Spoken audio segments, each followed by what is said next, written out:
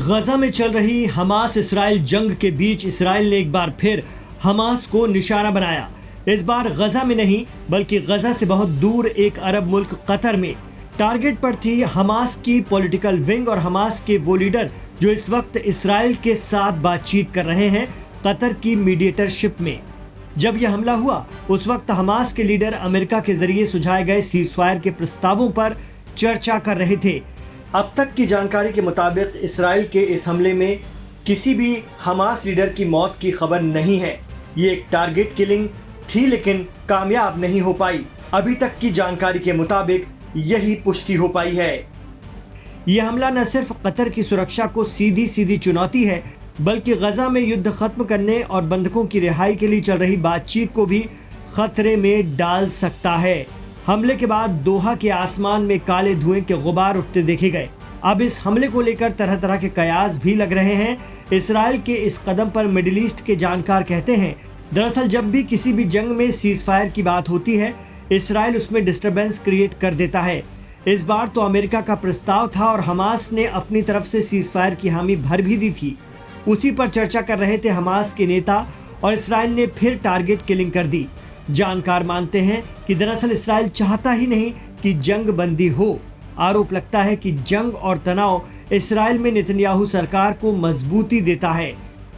Israel की सेना ने कहा है कि हमास के नेता 7 अक्टूबर को इसराइल पर हुए हमले के लिए जिम्मेदार हैं और वो अब भी युद्ध को संचालित कर रहे हैं। सेना ने बताया कि सटीक हथियारों और खुफिया जानकारी के आधार पर यह हमला अंजाम दिया गया है। इस बीच कतर एयरवेज की उड़ानें दोहा एयरपोर्ट पर उतरती रहीं जबकि कतर एयरफोर्स का एक विमान गश्त पर भी निकला। हमले के बाद कतर के विदेश मंत्रालय ने इसे कायराना हमला बताया और कहा कि यह अंतर्राष्ट्रीय कानून का उल्लंघन है।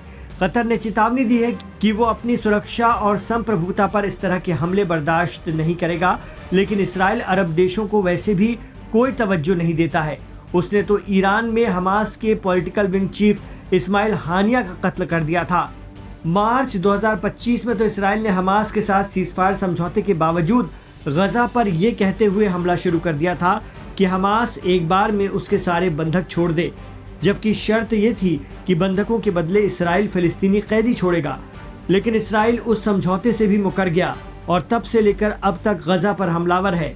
कहा जा रहा है कि इसराइल का लक्ष्य अब गजा पर कब्जा करना है।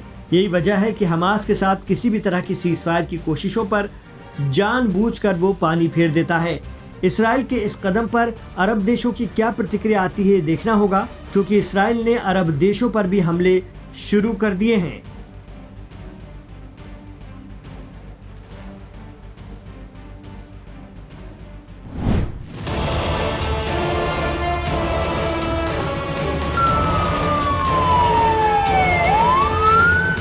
इसराइल और अमेरिका के साथ जंग के बाद जब ईरान ने परमाणु एजेंसी IAEA अपनी दूरी बढ़ा दी थी, तब उसका यह कदम एक प्रतिरोध जैसा दिखने लगा था।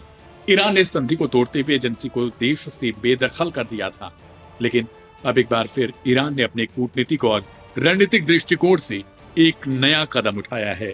इस बार ईरान ने अपनी शर्तों पर परमाणु एजेंसी को वापस अपनी सीमा में प्रवेश करने की अनुमति दी है। यह कदम सिर्फ ईरान की स्वायत्तता और राष्ट्रीय सुरक्षा की रक्षा का प्रयास नहीं, बल्कि वैश्विक कूटनीति की संदर्भ में भी एक महत्वपूर्ण संदेश है। ईरान ने यह स्पष्ट कर दिया है कि वह अपनी परमाणु नीति को लेकर किसी भी प्रकार के समझौते से समझौता नहीं करेगा जो उसकी संप्रभुता और राष्ट्रीय हितों के खिलाफ हो।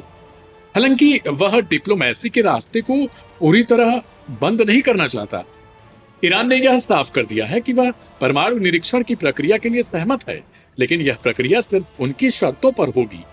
यह एक महत्वपूर्ण कदम है क्योंकि ईरान अब IAEA के साथ पारदर्शिता के लिए तैयार है, लेकिन इसके बदले में उसे अपनी स्वायत्तता की रक्षा का अधिकार चाहिए।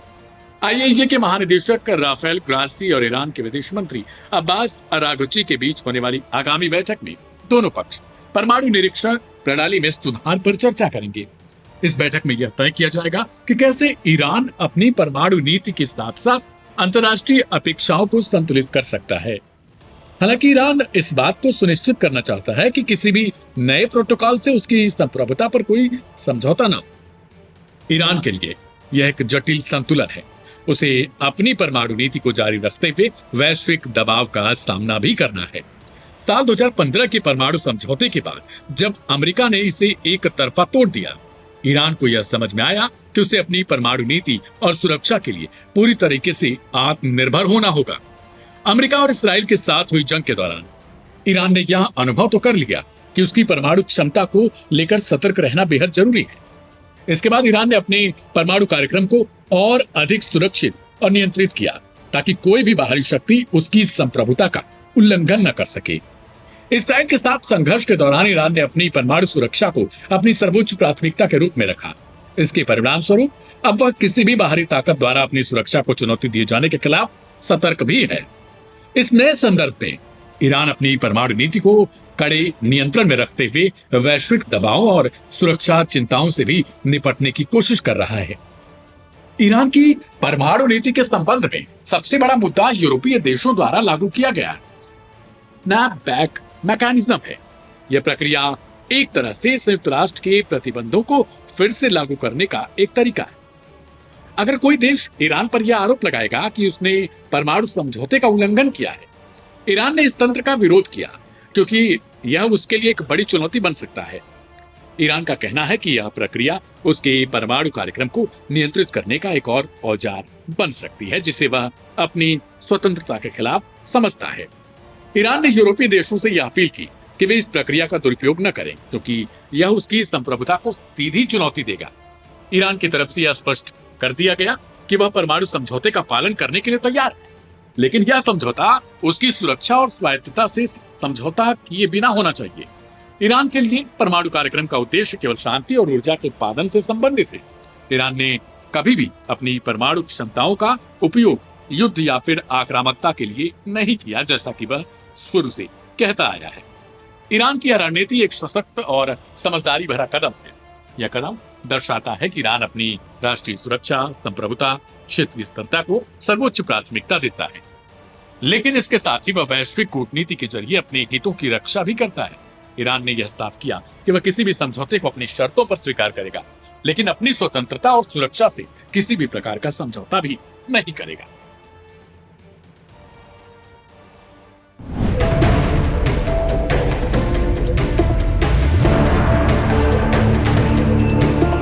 गाजा पट्टी से लगी सीमा पर एक बार फिर हिंसा भड़क उठी है। हमास के लड़ाकों ने फिर इजरायली सेना पर अपने हमले और तेज कर दिए हैं। इसी बीच खबर है कि हमास के लड़ाकों ने इजरायली सेना के जवानों पर एक घातक और बड़ा हमला किया है जिसमें इजरायली सेना को बड़ा नुकसान हुआ है। बताया जा रहा है कि हमास के लड़ाकों ने यह हमला मंगलवार सुबह करीब 6 बजे उस समय किया जब इजरायली सैनिक गाजा के पास से एक रात्रिकालीन सैन्य अभियान से लौट रहे थे।